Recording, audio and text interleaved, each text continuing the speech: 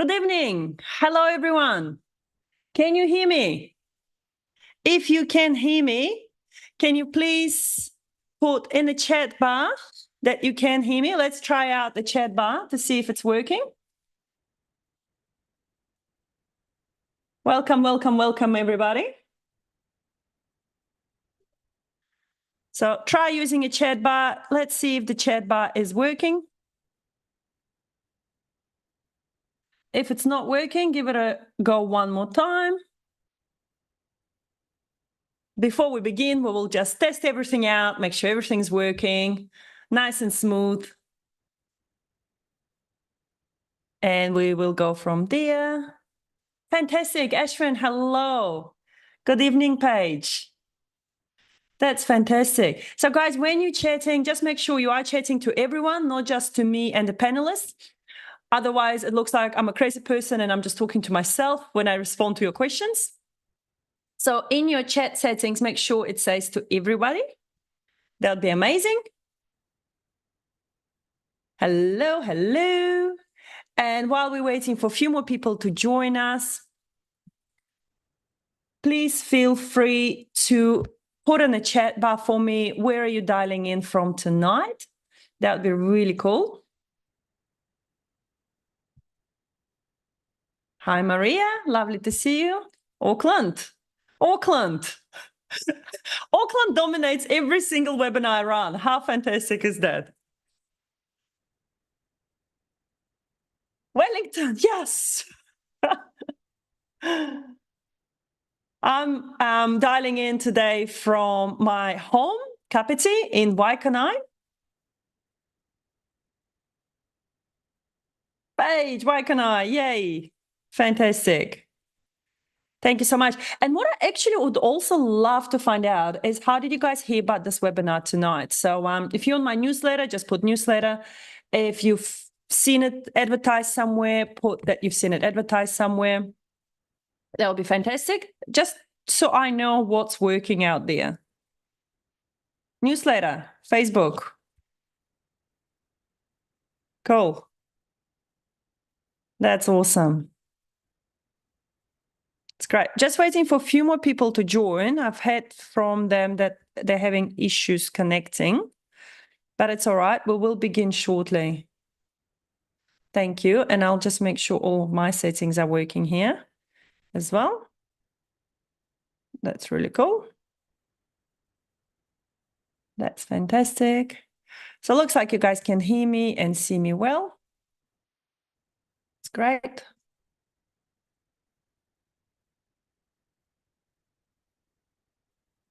Facebook group. Well done. Awesome. So without further ado, we will begin our webinar. If you have any friends that wanted to join as well, feel free to share them the link. I'll just pop the link in the chat bar as well. So feel free to send this link to your friends so we can have them join as well. And we'll go live. Oh, 1 second. I forgot my favorite thing when I do my webinars. Sorry, guys. I do need to grab my glass of water because my throat gets really dry when I talk too much. So please bear with me. I'll be right back.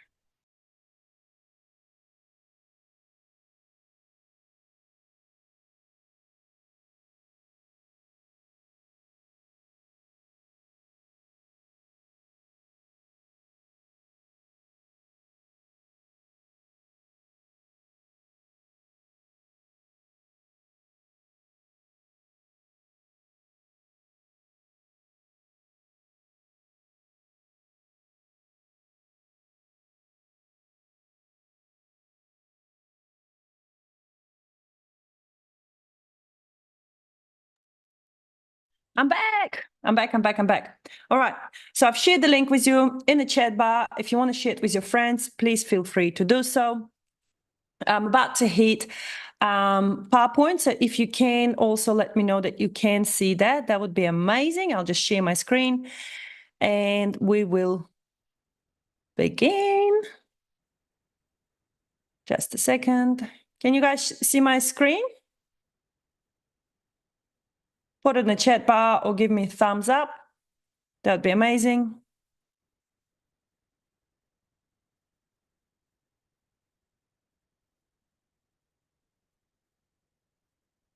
Yeah, perfect. All right.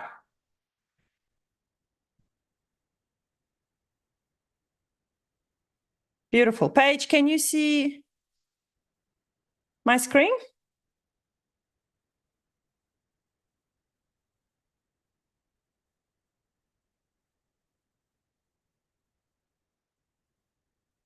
Fantastic. All righty, guys. Well, welcome. Welcome to my webinar today. Oh, not sure why you can't see that page. Are you dialing in from your phone page or from your computer?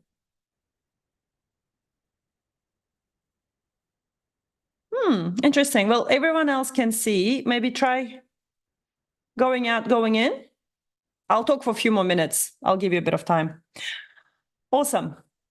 Welcome, everyone, to my webinar today. Obviously, some of you know me, some of you may not. My name is Zibuni Salimova, and tonight I'm running a property investment webinar.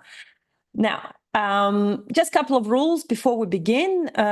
If you do have any questions, please feel free to pop them in the chat bar. I will come back to them later. We will have some time for a question time later on. The webinar should run for about maybe 45 to 50 minutes, and then we'll leave some time for the questioning. Please prepare pen and paper and a calculator handy as well, so then you can calculate your own equity, etc. We will cover some formulas as well. And because I'm a human and I'm doing this in real life, I cannot rewind myself. But you can watch it later on in recording if you need to. So that's why it's important to have pen and paper handy, so then you can write down things as we go. So this webinar was specifically prepared for people that are looking to get on investment property ladder, or people that already have a couple of properties and they're just wondering what's possible out there.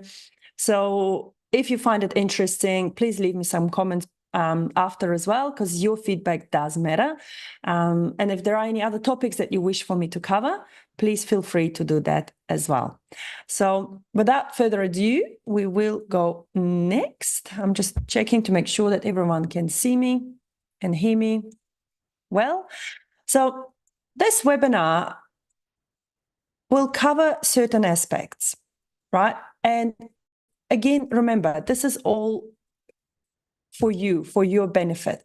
And just to remind you who I am and introduce you to me, my name is Zibuni Salimova. I'm a real life investor, and I love helping people to get ahead. But also today, did you know that today, the 24th of July, is a National Property Managers Day? And because of that, I've invited a special guest to join. Rachel is a friend of mine, but also we belong to many networking groups together. And she's just an all-around good person that put her hand up and she wasn't too shy. So Rachel, welcome. Rachel Stipkovitz. That's right. You got it right. Awesome. Fantastic. Hi. Hello. Thank you so much. Thank you for joining me tonight. So congratulations on your National Property Managers Day. Thank you. Yeah, we've all been celebrating. Yeah. Awesome. Awesome. So what we'll do today with Rachel is we will take you guys through this journey of what it's like to be a property investor, the absolute basics you need to know, and then I will give the floor to Rachel to cover off certain aspects for the property management as well. Now, this is the first series of the webinars that I'm intending to do. I'm hoping to bring a few more guests as well as we get along, but because it's a National Property Managers Day, I've decided Rachel would be an absolute perfect fit for this. So thank you, thank you, thank you. Right. Should we hit the road, Rachel? Let's do it. Let's do it. Okay. Yeah. All righty. So stay with us if you want to buy your second home with no deposit. And if you want to learn how to make money in today's market in the real estate and learn where to buy and also get tips from Rachel herself in person. And then Remember, this presentation is only for general advice. We are not here to provide any specific advice for you. So if there is something that you wish to cover off in real life, please feel free to get in touch with me, or if anything related to property management, to Rachel direct. So without further ado, let's talk about a couple of clients that we have in, as an amazing example. So Carl, love this guy to bits, came to see me a few years ago, bought his first home with 10% deposit, absolute struggle street.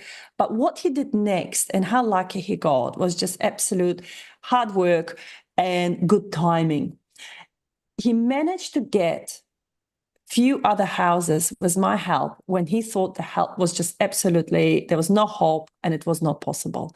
And the way we managed to get it for him is through various tools that we've used and various steps that we've used.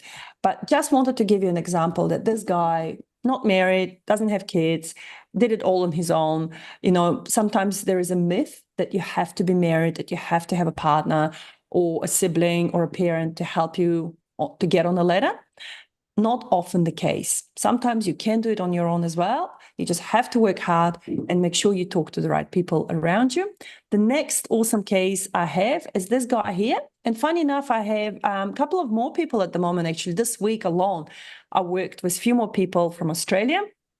So Adam, based in Australia, overseas pilot, wanted to get back into New Zealand property market, managed to get his first home when the rules were 35% deposit for investors. And again, he timed the market so well that when the property market went up, he managed to get his second property with no deposit. All right. But the absolute cake topper for me is the next family here, Danny and Tina. They currently have 4 houses, well, 4 properties, I should say, 3 houses and 1 commercial building. And again, it was absolute struggle street for them. First home they bought was 10% deposit. And then they came to me, wanted to buy a better home in a different area, managed to get them in with no deposit for the second property. And then before they knew it, Daniel came to me, wanted to become self-employed mechanic, own his own shop, and we managed to get him a commercial building. Again, absolute no rocket science, just a matter of taking the right steps in the right direction. But what always people come to me and ask is, what do these people know that you don't know? And we will get to that shortly. But before that, I just wanted to show you some numbers. Just to show you how special these people are. So let's say in New Zealand, we've got over 5 million people living. Some will be multiple children in the family, etc. But if you look at it, only 500,000 own only one property. And then 250,000 own between 3 to 20. So my clients that I've just shown you are part of this 250,000. But then get this, because we're doing a rental special, only 1 in 3 properties are rentals, right? And only 50% of them are managed by property managers. So to me, that just screams that there are so many properties out there that are not being managed correctly, maybe, or not managed right. Rachel, do you want to add something to this quickly? Yeah, no, well, that's right. Yeah, so it's of those 1 in 3 properties that are rentals, 50% are managed by a property manager. So the rest are self-managed by the landlord themselves. Yeah, absolutely. So you're probably sitting there wondering, okay, you've told us about these cool people that have all these properties, you've told us the statistics, but what do we know? What do we need to know that, that these guys know? So without further ado, let's unravel. I hate boring long webinars, so we're not going to do that. I hate when you sit through the whole webinar and you're like, come on, give me the juice. Well, here's the juice, guys. Let's get into it. So the 4 basics that you need to know: equity, income, property location, basically the teamwork. So really not rocket science. So let's get into equity. And just to make it interactive, for those that already have a property, investment property or your own property, do you know how to calculate your equity? Please put in the chat bar for me. Do you know how to calculate how much equity you have in your current home? Yes or no? Y or N? Just one letter is fine as well. Yes. Yes. Awesome. Fantastic. That's a good start. So when you buy your first home, you know, people say to you, well, the banks, mortgage brokers, etc., we tell you, okay, guys, you need to have 10% deposit, 20% deposit, etc. Exactly similar rules apply when you buy an investment property. So let's take an example, $1 million property. We'll have a mortgage 500 against it. You can go up to 80% on that house, right? So how much available equity do you think you have in this scenario? So if I can go up to 80% of 1 million. Yeah, perfect. Ashwin, well done. You got it. 300K. Good job. So available equity we have is 300. So this is your play money. This is your no deposit money. This is the secret that other brokers don't tell you, right? This is your play money where you take this 300K equity, buy your next property. And the good thing is, as the rules, certain rules relax, the government changes legislations, etc., this 300 can stretch out a bit further. And just to give you this equation, so you can write it down if you want. So in order to calculate your available usable equity, you need to work out your loanable equity first and take away the mortgage from it. So loanable equity, take away the mortgage, becomes your available equity that you can use. I'll give you 30 seconds here, guys, to write this down if you need to.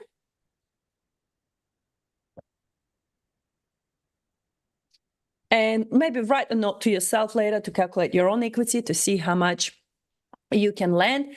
Now, some people rely on homes.co.nz to give them, you know, how much their property is worth. Some people use the bank application. There are lots of different things you can do.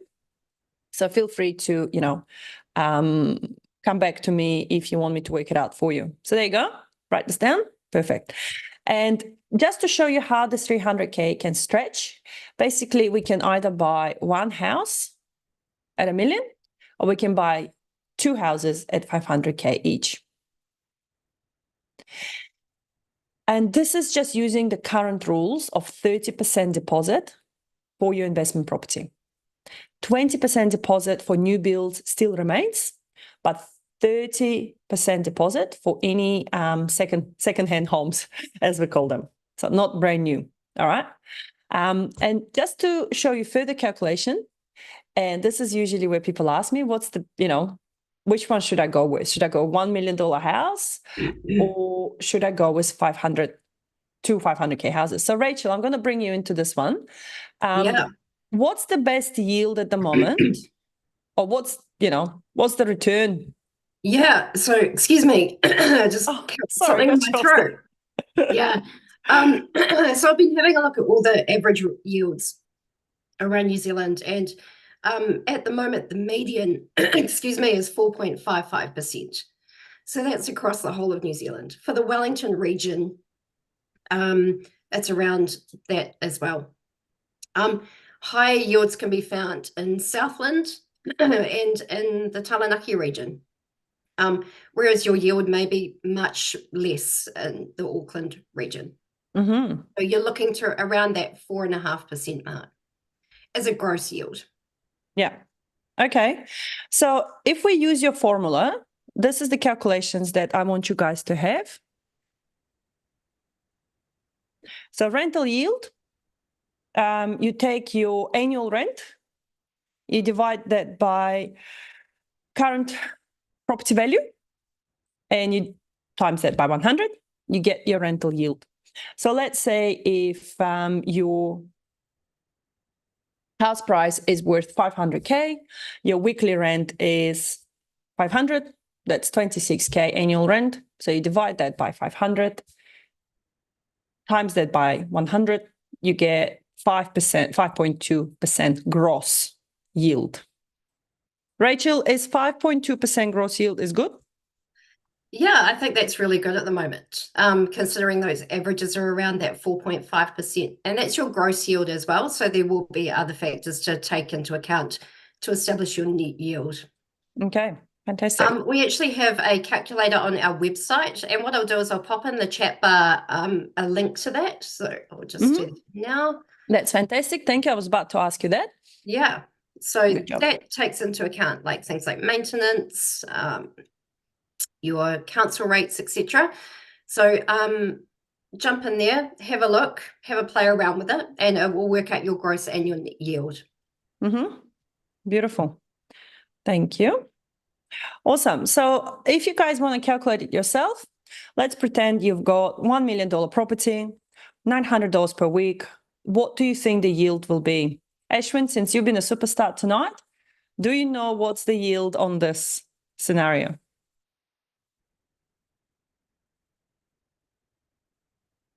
Or anyone else that's brave enough to put in the chat bar?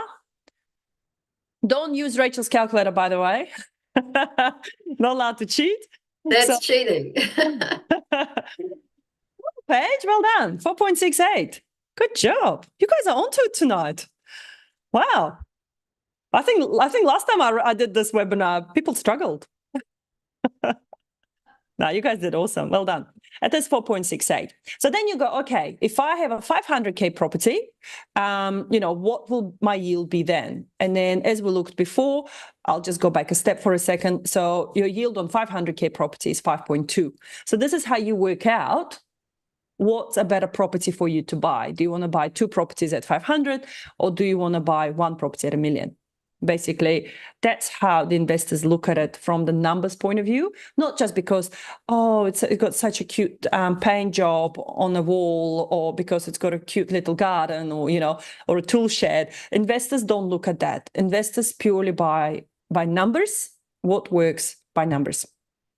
So you absolutely you calculate the yield on the property value, not the mortgage value, the property value. You go by the property value. In this case, this is what we've done. Cool bananas. Oh, and then that sort of brings us to the question of what sort of property investor are you? Are you income driven, where you get a bit more yield, or do you want to be wait and see type of guy?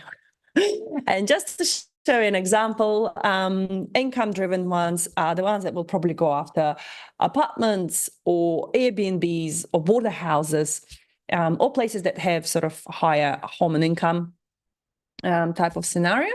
And Rachel, do you have anything else to add to this list? No, I think you've covered it off all there. Yeah. Fantastic. Thank you so much. And the ones that sort of wait and see are the ones that go for the after areas that of high growth, and after, the house values go faster than apartments. So Rachel, in your experience, what are the high growth areas at the moment that you can see from your end?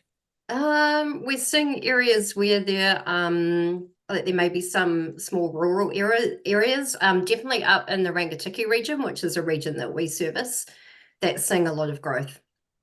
And that's more of a rural area. Yeah, just outside of Palmerston North. Wow, awesome. Yeah. That's fantastic. Thank you so much for that. And we will come back to a bit more areas in detail just a bit later on. So one thing that I always get asked about is tax. So what's more certain in life than death? We all know is tax. As a property investor, you are, eligible to pay tax, so you have to pay tax, so to speak. And there are 2 sets of taxes that I'll talk about tonight, because there's so many taxes I can cover off, but the 2 main ones that you need to know as a property investor is basically the rental income one and the sale of property. So the rental income one gets, calculated in a certain way. But the good news is the bright line tax gone down from 10 years to 2 years, meaning that when you sell your house, you don't have to pay tax after 2 years on any capital gains. So for instance, you bought your house today at 500K. In 3 years' time, you sell it at 700K, you make 200K profit. Now, historically, if you sold before 10 years, you have to pay tax on that 200K profit. But now that the rules have changed, you don't have to pay tax if you sold it after 2 years. So to me, that screams that a lot of investors will be flicking off properties soon. So there should hopefully be coming more stock on the market. So that will probably benefit our first home buyers, but also it might benefit the second hand investors that do want to get on the market, get something different. Because there might be some good things out there that will pop off, because there are a lot of people that were also struggling to continue holding on to their investment properties for various reasons. They were afraid to sell because of the tax implications. But now that that's changing, I would see more stock coming to the market. And I remember, if you lived in that property and you've sold it before 2 years, you do not have to pay tax for it. So owner-occupied properties, we don't have to pay tax on them, all right? So to calculate your rental income tax, again, I highly recommend you speak with an accountant. All right. I'm not an accountant. I'm just giving you overview, but this is something for you to be aware of, that rent is income. That's why we call it rental income tax. And when you calculate your rental income tax, the basic formula, basically your gross rental income, take away your rental expenses, you get your yearly tax return. So make sure you do it properly, because you don't want IRD to come and look for you, and you do have to declare the income and losses as well. Now, the rental expenses, we will open that up a little bit further as well, what comes under the rental expenses. And one of them is property management fees. So the property management fees, Rachel, do you want to jump in and tell us what's the average commission at the moment that the property managers take? Yeah, sure. Yeah, so average commission rates are between 7 and 10%, and it really just depends on the area that you're in. The way that that's calculated is, so you take, say, a commission rate of 7%, say, and then you take your weekly rent, so times by that commission rate. Easy. It is. Super easy. Not hard. So basically, guys, take your weekly rent times that, let's say on average 7.66, that's $30 a week in property management fees that you'll be paying. And again, that fee may have other things come out of it, Rachel? So there'll be, it would usually be plus GST. But some property management companies may also charge, in addition to their property management fee, for inspections. They may charge a little bit of admin costs on top of their maintenance invoices. So there may be other costs. So you really just need to read through what their offer is when your property manager comes to you, so that you understand the full costs that you're going to be up for. That's fantastic. Thank you. And as we've discussed, have a good budget in place, guys. So as a property investor, one of the absolute basic rules that you need to get on top of, get a spreadsheet, have things going in it. So how much rent you got coming in? What are your rates? What are your insurance expenses? What are your property management fees?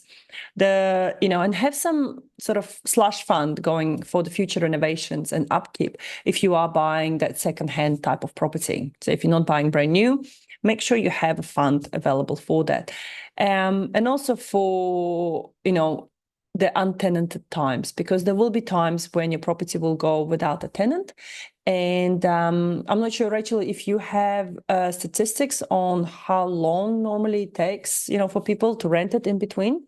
Yeah, we usually try to obviously keep it to a minimum. So as soon as a tenant will say that they're vacating a property, that property will go up for on advertising that day, essentially, because often people will have to give 28 days notice to the current rental that they're in. But I think really, if you're looking between sort of 4 and 6 weeks out of a year, just to really account for any potential loss of income because your property's untenanted. And then there may be work that you want to do in between tenancies as well. So you're going to need a little bit of time there. Fantastic. Thank you so much for covering that off. Which brings us to the next point, really, is how to find that good type of property. So there are a couple of websites that we've come together. Is CoreLogic. And so property value is powered by CoreLogic.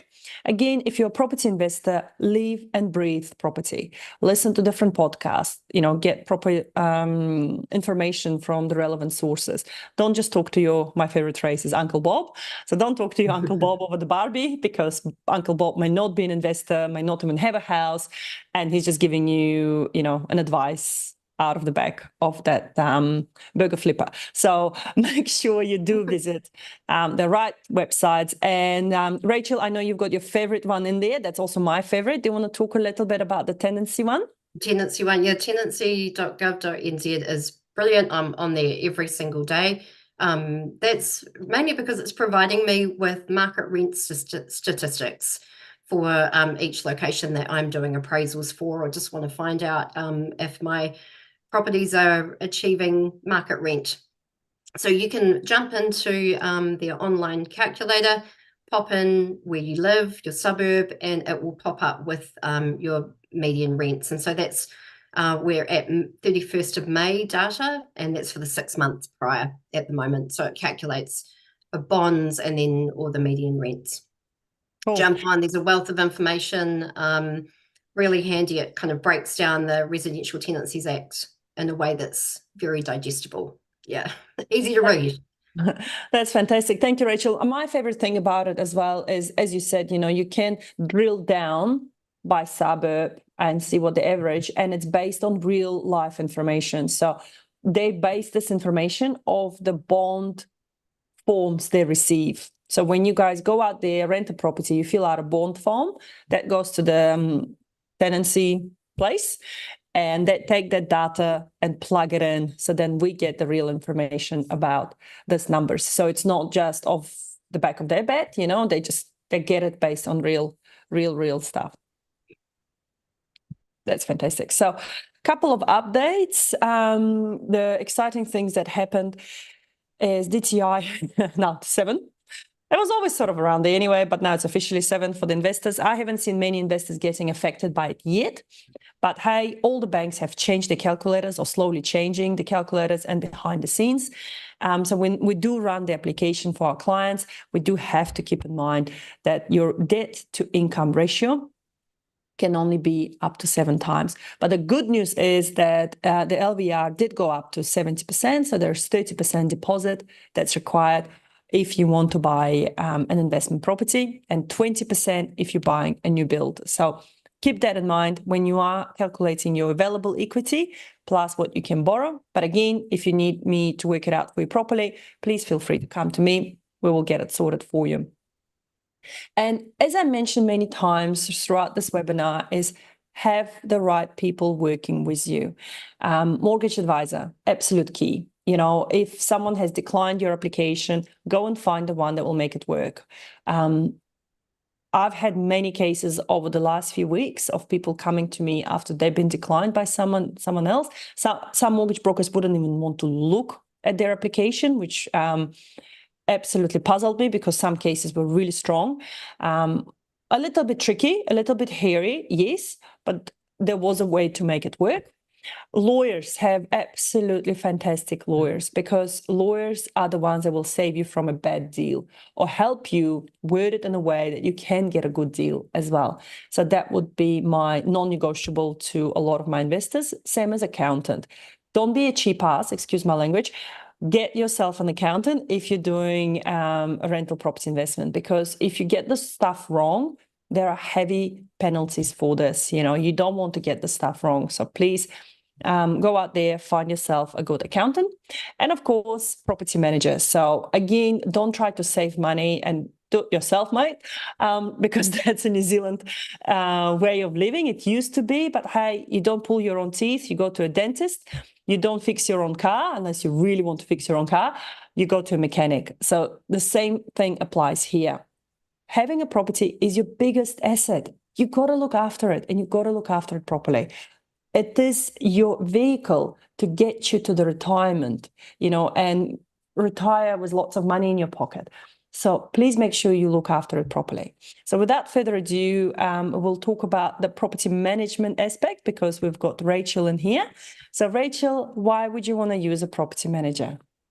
Well, there's so many reasons. Look, people have their own jobs, they have full-time jobs, that they've just got no time for it really. And making sure that you use a professional, someone that's trained, someone that's qualified is really key. We can take the stress away from you. That's what it's all about. You just don't have to worry about it. You don't have to worry about undertaking in-depth inspections every 3 months to comply with your insurance policy. You don't have to monitor rent coming in constantly or deal with rent arrears when they pop up. We can take that off of your hands as well. We're going to identify areas of maintenance and provide really good recommendations for you. And we've got access to so many trusted trades that can save you money as well, because we get access to good rates and things through trades too that you may not. It also goes right into like the tenancy agreement. So the tenancy services agreement has around 20 clauses. We have, at Homely, we have access to around 60 different clauses that we can put into a tenancy agreement, and we really make that a bespoke agreement depending on the type of tenant and the property. So we've got all of that access as well. We've got all the different software and technology to do background checking and credit checking and all of those, reference checking and all of that kind of thing as well. That's fantastic. So, yeah. That's a lot to cover off. But I mean, there's so much. I think the main one that always screams to me, because again, I'm in the industry where compliance is absolute must. I think that healthy home standard and the compliance is an absolute number one priority why people should really use a property manager in my eyes. I mean, I've got a few properties and they all are managed except for one. I should really get that one managed. Yes, but they're all managed by property managers professionally. So can you tell us a little bit about your team quickly? So this is your team, sure. I believe. So it's not just me. So we've got so the founder, Vili, he founded Homely nearly 3 years ago and has grown quickly into the team of 6 that we have there in front of us. We manage around 300 properties between all of us. And we cover off so the Kapiti Coast, which is where I'm based, the Manawatu, Rangitikei region, Horowhenua, and all around. So we're a great team. We're all independent property managers. That's fantastic. Thank you so much. And do you want to tell us a little bit about what to look for investment property? Yeah, I think we've sort of covered off a few things. Really, it's like obviously what you can lend, and that's where we go and speak with you to help us out with that and using the different calculators. When you're going to have a look at properties, look at the standard of compliance around healthy homes and smoke alarms, etc. Have a look at the condition of the property in terms of, do you think that there's going to be a lot of maintenance there? Are you going to need to do any work to it to get it to a standard where you can rent it out? Look at the location, and then look at your market rents on Tenancy Services website. And just have a look at the kind of demographic of people that live in that area as well, and what they're going to be attracted to, the different amenities and stuff as well.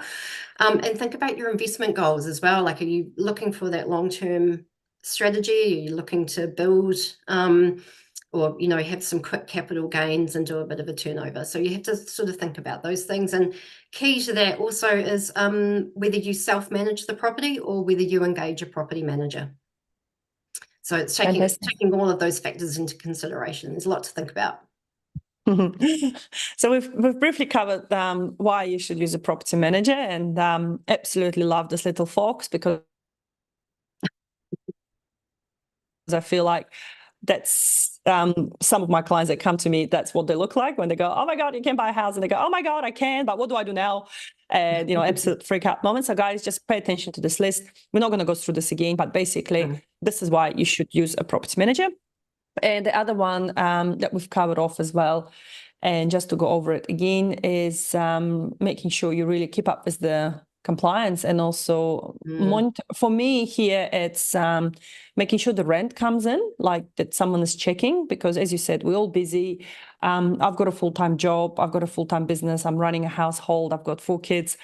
do I really have the time to sit there, shift through all my accounts and make sure that the tenants are paying me on time? So, you know, time is money. So guys, value your money as well, value your time.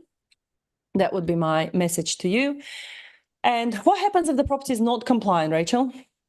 Well, I've got an example here. So this was around Healthy Homes. So this property, the tenant moved in. There were a whole lot of issues with the property in terms of moisture, draft, wasn't heated very well. That landlord had to pay the tenant $3,500 in damages, $3,500 in compensation, had to reduce the rent, had to change the tenancy from a fixed term to a periodic. So there's very high exemplary damages that you could be liable for if your property isn't compliant. So it's really, really key to get that right. Yeah, that's scary. And there's so many places I know, like I've got so many friends that live in places that don't look compliant. And I just wonder, how does landlords get away with that? Because again, guys, the Healthy Home Standard didn't just come to punish the landlords. It actually came to look after people. Because that's what we're here for, right? We're here to look after tenants. So when you, and if you guys are renting, listen to this, because I think this is a key. If we flip the story on the other side of it, on the other head of it, so to speak, if you're a tenant, if I was a tenant, I would rather get a property that's managed by a property manager than by direct.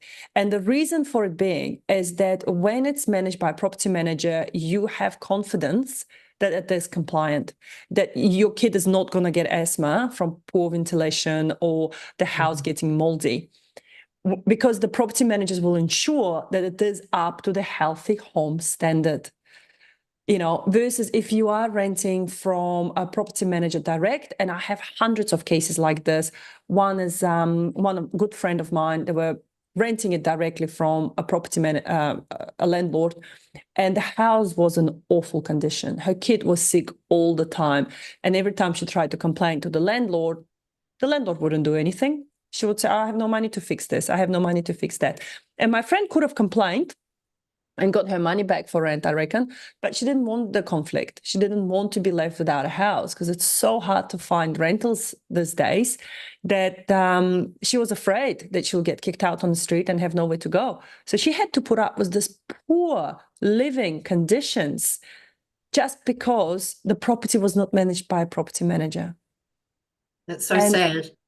Yeah, exactly, Rachel. Like, it makes me so sad. And this is where I want to flip this on the other side of it. You know, I don't want people to think, oh, because the Healthy Home Standards, you know, as a landlord, I have to spend all this money. No, you're spending this money to keep people safe. You're responsible for those people. It's a business. You're running a business. It's no different to a beautician making sure she's using high quality cosmetics so she doesn't burn her client's skin. You know, it's exactly the same. Like, running a property investment is a business. Make sure you buy good product so your clients don't get sick. Simple as that. Really, I don't know. 100%. Yeah. I don't know how else I can, how else I can turn it. So guys, as we're coming to an end, I hope you know now how to buy an investment property without any cash down.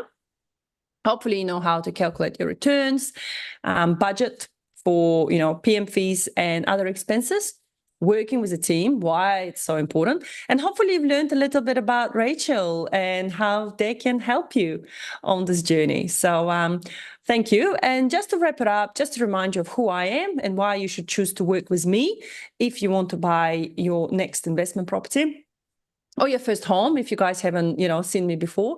Look, I worked in the bank for about 6 years, and that was my absolute stepping stone. You know, I've done lots of study before that, and I worked in the bank.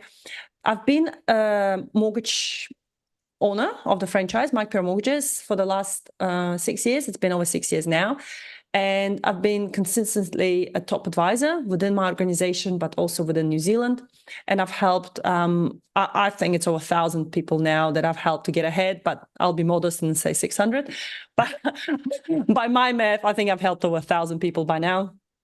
And the point of difference for me is I do own my own portfolio as well. So in my portfolio, I have over 10 retail properties, so that's rentals. And I'm proud to say I do have one commercial building as well. And that was my goal, to get into a commercial property. And look, I've achieved all of this in the last 12 years. All right. I've only started buying my first house that I bought. I'm lying, 13 years. The first house that I bought was in 2011. So from 2011 to now, I've achieved 11 properties. So if I could do this while managing a normal job in the bank, kids, etc., I'm sure you guys can do it as well. So please don't lose hope, and feel free to reach out, and I should be able to give you the right information from the real sources, not just by the makeup sources of, hi, if I had a property, this is what I would do. I do have those properties. I can tell you what to do. So that's the difference as well. So for those that don't know, I basically help with mortgages. I also do insurances and personal loans as well. And just to let you know, I do have WhatsApp. So if you guys want to scan that in, WhatsApp will take you straight to my phone. You can text me. We can keep in touch. There's also a Facebook page that I launched that's called That Home Loan Hub. So feel free to jump onto that one as well. I'm trying to build tribe. So if you want to share that, and we want to get it active, I want other people to interact in there as well. So my goal is to grow it by 1,000 people, hopefully before the end of the year. So let's see if we can do that. Please help me achieve this. That'll be amazing. And it's question time. Ask me or Rachel anything you wish. Okay. Rachel, I think I've got a question for you. Okay. Maybe not. I don't know. Oh no, maybe not for We'll you. see. I think it's for accountant, maybe. I don't know. In the chat bar. Can you please talk in more detail about rental expenses, which will be accounted for in annual tax calculation? Yeah. Okay. Yeah, that would be an accountant question for the real detail of that. I know that the IRD website has a lot of awesome information. They've got a rental property expenses section that you can jump in under. So there'd be things like your insurance, your rates, property management fees, that type of thing.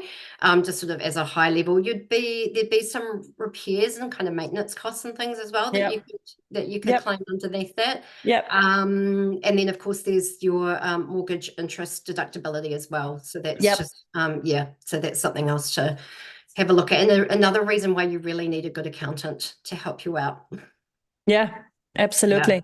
I do have a question for you as well that came through privately. Just let me open it up. Is it worth getting a property that's fully furnished from the property manager point of view? So renting it out fully furnished? Yes. Yeah. Yeah, I get that question a lot. It often depends on where you are in the country as well. So you may have people who are coming into the country who need absolutely everything. And so you can offer them a fully furnished property. You just have to remember, if you're offering it fully furnished, it does go down as a chattel underneath the tenancy agreement. So any repairs or replacements, you'll be liable to replace that. So we often get like fridges and washing machines and things put into rentals, which mainly because they fit that space. But that property owner knows that they have to account for potentially any repairs or replacement of that item. So it's just having to think about those things. It's really location dependent and the type of tenant that you're trying to attract. Yeah. That's interesting, because I don't think many people know that. And do you manage any Airbnbs at the moment? No, I don't do Airbnb management. No, so I'm like long-term rental. So anything really 6 months and over. Yeah. And in your opinion, is it better to do Airbnb or long-term? I'm going to say long-term all the way. Yeah, and we saw that, right? You've got that guaranteed rental income. Sorry, go ahead. Yeah. Yeah, when COVID hit, right? We saw how Airbnbs absolutely suffered. Yeah, absolutely. And it's a little bit at the moment as well. Airbnb, just increased their costs again. So we're seeing that market take a bit of a turn. So with a long-term rental, you've got that guaranteed income week after week. You know it's coming in, you know you can pay your mortgage. Obviously, the returns per night are not as high as they are, but they're more consistent. Exactly. And Rachel, I did have a question for another client that's coming through privately. Is what's your opinion on guaranteed rental income? Have you seen those that being advertised by other property managers that, hey, we've got guaranteed rental income for you? Yeah, I do see that coming through. There's two sides of it. So property managers do offer that, but there's also the rental guarantees that some property developers use as well. It's not something that we do, and often there's caveats on that. So it doesn't cover you. So for the property managers, it doesn't cover you when a tenant just vacates the property. So, in those in between times at all. So there's lots of different, you just make sure you read the fine print to it, because there may be things that you have to strictly adhere to actually have that rental guarantee kick in. Yeah. So it's all about reading T's and C's, really. Yeah, absolutely. I love it. I love it. Cool. Are there any other questions from the people that are watching here? I'm just checking YouTube to make sure there are no other questions that we've missed, because we are going live on YouTube. And nothing I can see on this end. That's all right. Cool. Guys, do you have any other questions for us? If not, we will slowly wrap it up. And just to remind you to reach out to me or Rachel if you do have any questions specifically to mortgages. Join the Facebook group, like us on Instagram. Are you on Instagram, Rachel? I am, yep. So if you just look under rachel.homeleypm is my handle on both Instagram and Facebook. Cool. And then just jump onto our website to have a look as well. That's homely.nz. That's fantastic. Thank you so much. Much easier to spell than my name. Yeah, I don't know. Yeah, your surname would probably trip people up. Yeah, that's right. Absolutely. Awesome. Rachel, thank you so much. It was an absolute honor to have you. You were a star. Is it your first time doing this? It is, yeah. It is, yeah. So thank you so much. I really appreciate it. You're absolutely amazing. Thank you. We've got thank yous coming through in the chat bar. I hope it was useful to you guys. I did record it on YouTube as well. If you do want to then watch it later, if there's a few bits that we went too fast on, feel free to go back onto the YouTube. I will put a YouTube link into the chat bar as well, so then you can go back and like my channel and watch this. There you go. This is, oops. Did I do that right? I hope I did that right. There you go. There's YouTube link as well. So if you guys want to watch it later on to go over some of the formulas of some of the information that we've covered off.